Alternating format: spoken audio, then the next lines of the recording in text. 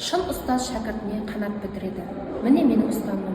Мен Шонаева Дина Нұрымқызы, Маңғыстау облысы Бейнеу ауданы Бейнеу жалпы білім беретін мектептің ағылшын тілі пәні мұғалімі. Бүгінгі менің сабағым цифрлық тәуелділік, экранға байланған ұрпақ.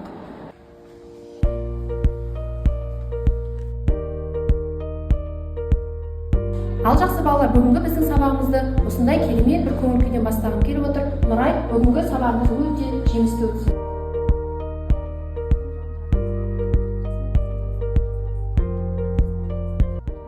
Балалар, бүгінгі біздің ашық тәрбие сабағымыздың тақырыбы цифрлық тәуелділік, экранға байланған ұрпақ. Тәрбие сабағымыздың мақсаты цифрлық тәуелділік белгілерін айқындап, оның алдын алу жолдарын насихаттау арқылы өскелең ұрпаққа саналы түрде тәрбиелеу. Оқушылардың уақыттың қадірін түсінуге, оны ұтымды жоспарлап тиімді пайдалануға баулу. Сабағымыздың қауіпсіздік мақсаты оқушылардың денсаулықтарын, психологиялық тұрақтылығын және жеке ақпараттарын қорғау үшін цифрлық құрылғыларды қауіпсіз. Сабағымыздың дәйек сөзі: тәрбиелі шәкірт ұстаздың мақтанышы, білімді шәкірт елдің мерейі болған. Бүгінгі біздің сабағымызға қатысты балалар видео көрсетемін, мұқият тыңдаңыздар. Бояусыз суретте салады. Талай шаруа көрмейді. Іс бітті. Қандай ой түйді? Қане, кім айтады? Бұл видеода ғаламтор қазір қалаған мәліметтерімізді ала аламыз.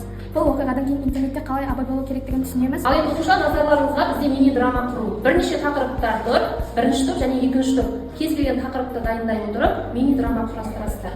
Балалар, біз бүгінгі сабақта экран уақытында дұрыс пайдалану туралы сөйлесеміз. Әлде нәрсе дайынсыз ба? Иә, бірақ мен тек қызық нәрселерді қараймын.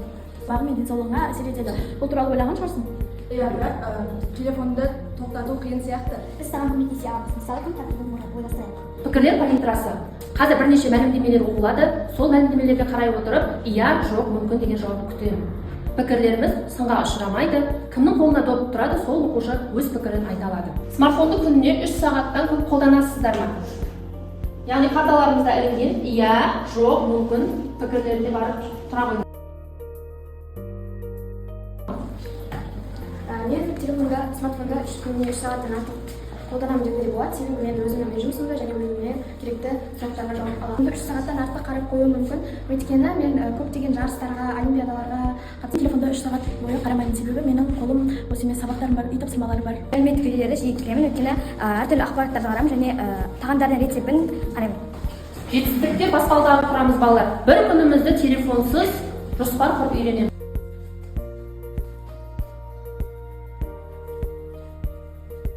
Телефонсыз бір күнді өткізу үшін 5 баспалдақ жасадым.